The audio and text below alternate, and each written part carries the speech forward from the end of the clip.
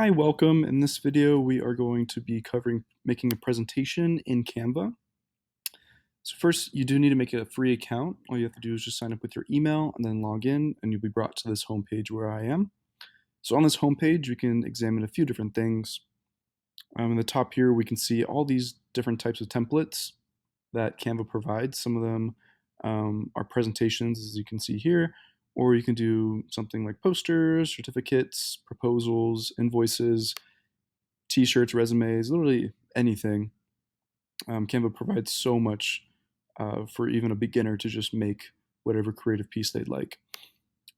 So down here on the left-hand side, navigating this homepage, we can see a few different tabs. In our task toolbar, we can see a recommended for you page. And here, recommended for me is our presentations, Instagram posts, posters, resumes. And this page basically just recommends certain templates for you to use based off of what you've already created. If you go to all your designs, this is where all your finished designs or anything you're still working on is going to be stored, shared with you. Any projects that you've been working on that someone else has sent you to work on will be stored here. Brand Kit is offered for Canva Pro. Canva Pro is the subscription-based account for Canva. It just offers more features, such as this brand kit, which is a great way to build a consistent brand. It offers a very specific toolkit for you. Create a team.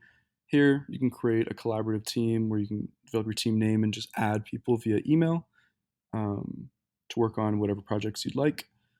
And then all your folders, just so you can stay better organized. Here's all your designs, anything you've purchased, any uploads, likes, shared, trash, and then of course your trash folders here. So going back to recommended for you, we can begin a presentation a few different ways. If it's recommended for you like it is for me, we can click presentation here, or we can go to presentations here as well, or the top right corner, we can click create a design, and then we can select presentation. Either way, it will take you to this new tab with a blank canvas. And so now you'll see your templates hopefully populated. If your templates aren't available, just go ahead and click templates on the top left here, and this window should open. So now we can just find a template that appeals to you. You can scour and find anything that you like. I think I'm gonna go into marketing presentation, just click see all. And you can see all kinds of different templates. So I'm gonna select, I don't know, I'm gonna select maybe this one. If you hover over any of these templates, you'll see they list all the pages that are within. This one has 15. Some of them have 14. Some of them have 25. Some of them have 10. It all just depends. And so hovering over this template, we can click these three dots, and it just gives you a little bit more information about the template. So this name of it is Geometric Marketing Plan and Presentation. It was created by marketplace designers, and these are just some keywords that are used to describe this template if you wanted to search for it. It also offers a certain style for this. This one's called HK Grotesque Bold. So if you choose a different template, but you like this particular style, you can apply the style while keeping the same form of the template for whichever one you choose. So I'm just going to select this template, and you can see it lists all 15 pages in order from left to right. And so you can go ahead and click whichever ones you want. Just click this one. You can add a page, click whichever one you like. If we just want to add all 15 pages, we can use this back arrow here, the undo button. We'll go back to 0. We can just apply all 15 pages here, and they'll all be right here. And so going into a new view, if you look at your bottom right corner, you'll see the grid view or the page manager. So we can click that. And you can see all of these pages are listed as like a bird's eye view. It just helps you see your presentation for its collective aesthetic. If anything looks wrong, this is a great way to see what isn't working. In this view, you can select multiple pages at once. And if you double click however many you select, you can see you can duplicate them or even delete them. You can do the same for just one slide as well. If you want to add a slide, you can go in between two slides and click the plus button, and it will add a blank slide. The grid view is also great for rearranging your slides however you'd like. So you can click and drag whatever you'd like to wherever you want. I think that looks good. And if you just go back to the bottom right corner, we can close our grid view and we'll be brought back to our scroll view. So now looking at the various types of elements we can add. If you look over on our left-hand side with our toolbar here, you can see that we're on templates, but you can also go to elements. And elements just lists uh, various, I guess, stock photos or designs that you can add onto anything. So you can add shapes, you can add graphics, you can add free photos, you can also add short little videos. You can also search by keywords or whatever you'd like. So you can search something generic like, like business. If we like this photo here, let's say we want to add a blank page. And I like this free photo of someone working on a project. You can just click and drag and add it. And you can resize it. You can zoom in on it. You can even double click this photo and set the image as the background and it'll auto fit it. Again, so if we go down to this is in elements, but you can also view these photos in photos. And it just provides anything you'd like. Going to text, you can add headings, subheadings, you can add body text, and similar, it's just a similar way as adding a photo. You just click and drag wherever you'd like. And we can just type something real quick just by selecting this text. And we'll just, I don't know, we can make this the research page.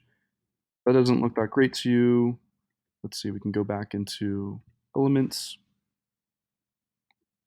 And let's see, maybe we can add, I don't know, we could just add a shape.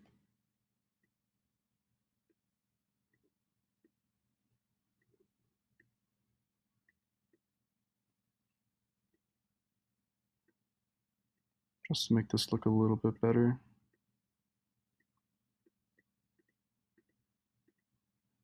Doesn't want to work. There we go.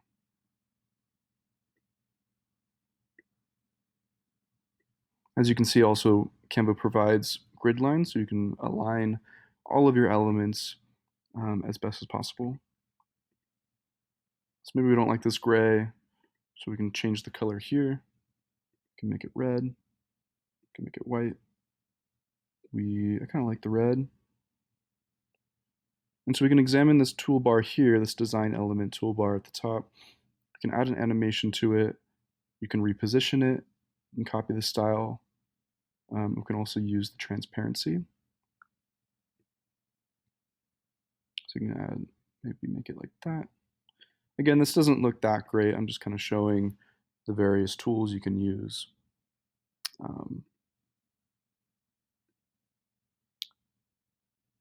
So we're going to play around with the design editing toolbar a little bit more. So we're just going to go back to this first page. I'm going to select this background. As you can see, the editing toolbar changed a little bit. So this is the toolbar for this background. And you can see that we can change the color again, similar to how we did with that rectangle that we added, or that I added.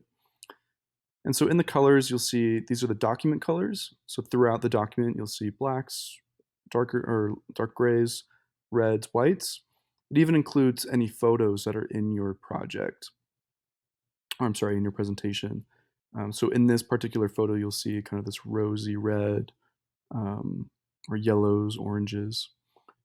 This is just Canva's way of helping you create cohesion throughout your presentation rather than having to create a new color. If you'd like, you can. But rather than having to create new colors, you can continue to use the same colors throughout your presentation so everything doesn't look off or wonky. It's all cohesive. And so still selecting this background, We can go into effects.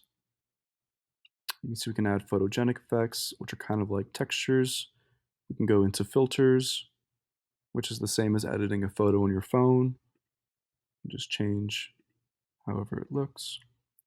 Adjust it if you want to adjust the brightness, contrast, saturation, etc. We can even crop it if it's too large, or even flip it horizontally, vertically, whichever. We can even add animations, such as a block animation. This is how it'll appear in your presentation view. And there's all kinds of different effects we can add onto it. I'll just select that one. That one's pretty nice. So let's say we want to combine different templates um, within our presentation. So let's say we want to add a page, but we want to add something different. So we can go back to our templates here on the left-hand side. And we can go find a different template,